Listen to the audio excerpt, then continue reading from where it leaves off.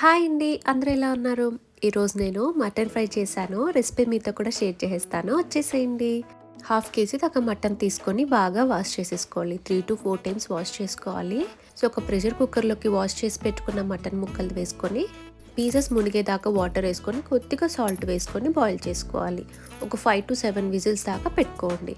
80% boil చేసుకుంటే సరిపోతుంది. మిగతా 20% మనము ఫ్రై చేసేటప్పుడు బాయిల్ చేసుకోవచ్చు. ఇప్పుడు స్టవ్ మీద ఒక ప్యాన్ పెట్టుకొని కొంచెం గుంతగా ఉన్న ప్యాన్ పెట్టుకోండి.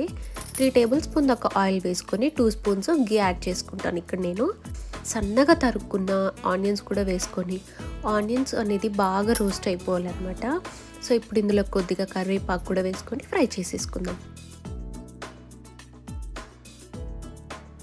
ఫ్రెష్గా గ్రైండ్ చేసి పెట్టుకున్న అల్లం వెల్లుల్లి పేస్ట్ కూడా వేసుకొని పచ్చివాసన పోయేదాకా ఫ్రై చేసుకోవాలి. 2 పచ్చిమిర్చి చిలుకలు కూడా వేసుకొని ఫ్రై చేసేసుకుందాం. ఇప్పుడు ఇందులోకి 2 స్పూన్స్ దాకా టొమాటో ప్యూరీని కూడా యాడ్ చేసుకొని ఫ్రై చేసేసుకుందాము. ఇప్పుడు ముందుగా బాయిల్ చేసి పెట్టుకున్న మటన్ ముక్కలు కూడా వేసేసుకొని ఫ్రై చేసేసుకుందాం. మూత పెట్టేసి ఒక 5 మినిట్స్ అలా వదిలేసామంటే ఆ మసాలా అనేది ముక్కలకి బాగా పడుతుంది అనమాట. ఆయిల్ అనేది బాగా పైకి తేలిందంటే మనకి ముక్కలు బాగా ఫ్రై అయ్యాయి అనమాట.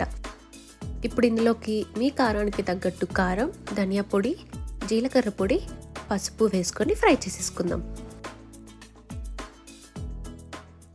ముక్కలు అనేది నెమ్మదిగా ఫ్రై చేయాలి, లేదంటే ముక్కలు అనేది మొత్తం చెదిరిపోతాయి అన్నమాట. ఇప్పుడు మీ రుచికి తగ్గట్టు సాల్ట్ కూడా యాడ్ చేసుకొని ఫ్రై చేసేసుకుందాం.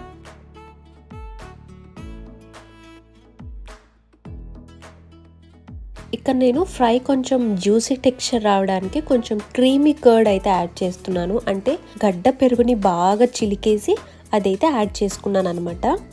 మూత పెట్టేసి ఒక 2 మినిట్స్ అలా వదిలేసామంటే ఈ ముక్కలు అనేది బాగా మసాలాను పీల్చుకుంటాయి అనమాట. ఫైనల్గా గరం మసాలా యాడ్ చేసుకొని ఒకసారి ఫ్రై చేసేసుకుందాం.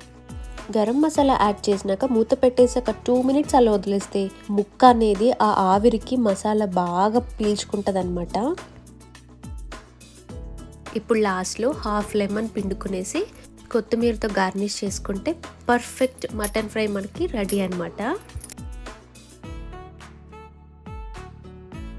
ఒక ప్లేట్లోకి సర్వ్ చేసేసుకుందాం. అంతేనండి, జ్యూసీ టెక్స్చర్తో స్పైసీ మటన్ ఫ్రై. ఈ రెసిపీ మీకు నచ్చింది అనిపిస్తే మీరు కూడా ట్రై చేసి ఎలా వచ్చిందో కమెంట్ ద్వారా తెలియచేయండి. అలానే మన వీడియోకి ఒక లైక్ చేసి మన ఛానల్ ఎవరైనా కొత్తగా చూస్తున్నట్టయితే ప్లీజ్ మన ఛానల్ అయితే సబ్స్క్రైబ్ చేసుకోండి.